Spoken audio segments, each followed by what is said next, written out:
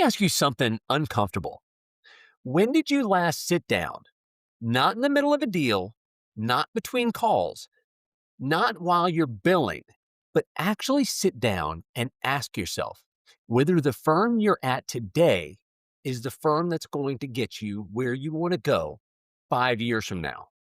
If you can't remember the last time you asked that question, this episode is for you. I'm Andrew Wilcox. I've been in legal recruiting since 2003. I work primarily with partners, practice group leaders, and senior attorneys navigating some of the most consequential career decisions of their lives.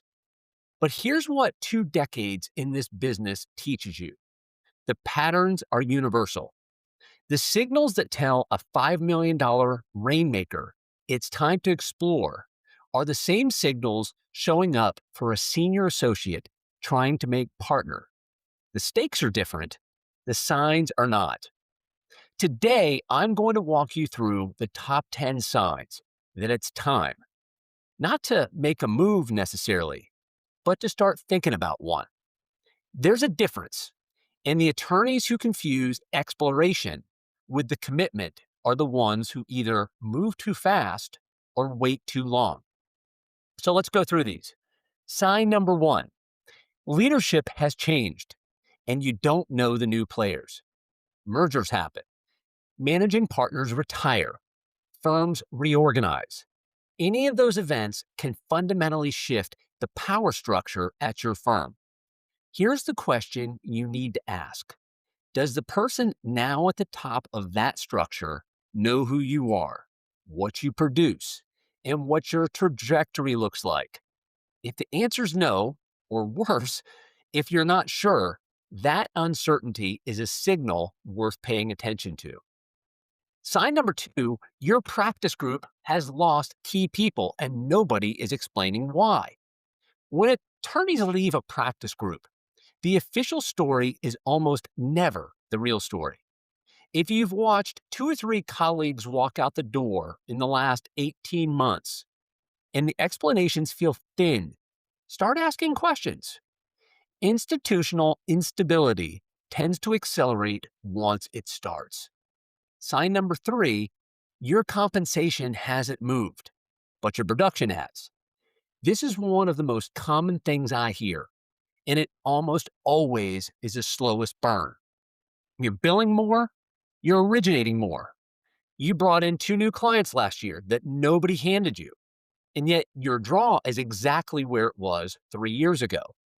That gap between what you produce and what you're paid is not an oversight. It's a message. The question is whether you're ready to hear it. Number 4, partnership feels like a moving target. You were told 2 years ago that partnership was the next step. Then the goalpost moved. Then they moved again. At some point, next year stops being a timeline and starts being a strategy. And it's not yours. If you've had the partnership conversation more than twice without a concrete outcome, the ceiling may already be set. Number 5, your clients need things your firm can't provide. This one is subtle and it's serious.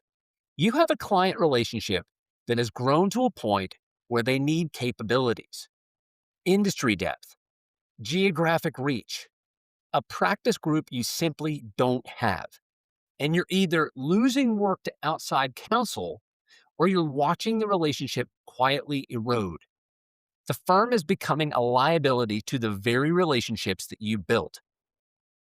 Number 6, conflicts are costing you business before you even start. Conflicts are a reality of law firm life, but there's a difference between routine conflicts management and a conflict structure that systematically prevents you from pursuing the clients and matters that fit your practice. If the firm's existing client base keeps you showing up as a wall between you and your next opportunity, that's not bad luck. That's a structural problem. Number 7, something has shifted in the culture and it doesn't sit right. Firms change, leadership changes, and culture changes with it. Maybe the firm has taken on a client or a practice that makes you uncomfortable.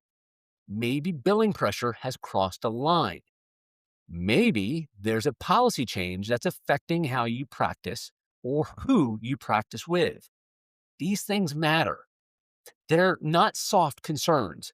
They are legitimate professional considerations that affect your ability to do your best work. Number 8, you're operating at a level your platform can no longer support. This one is actually a good problem to have. And attorneys often don't recognize it as a sign because it doesn't feel like a negative. Your practice has grown. Your clients have grown. The work you're doing now requires infrastructure, relationships, and resources that your current firm simply wasn't built for. The platform that launched you has become the thing holding you back. Number 9, you've been typecast. Every firm has a version of this. You came in as an insurance coverage associate, and now you're a partner, and you've built a thriving construction defect practice. And the firm still introduces you as the insurance coverage person. The internal brand that follows you around is the one they assigned you when you arrived, not the one you've built. And that matters when it comes to business development, to staffing, to how you're perceived in firm governance. And then finally, number 10, you're bored. I always put this one last because it sounds the least urgent, but I want you to hear me on this. Boredom is data. If you're not being challenged, you're not growing. And if you're not growing, you are falling behind, even if everything on paper looks fine. The legal market is not static. Your competition is not standing still. The attorneys who thrive across a full career are the ones who keep putting themselves in rooms where they're slightly uncomfortable. Here's the truth about all 10 signs. You don't need all of them. You don't need 5 of them. You need one that you can't explain away and that keeps coming back. One that shows up on Sunday night when you're getting ready for another week. That's the one worth paying attention to. Exploration is not disloyalty. Getting information is not making a move. The most sophisticated thing you could do as a professional is understand your market value before someone else decides it for you.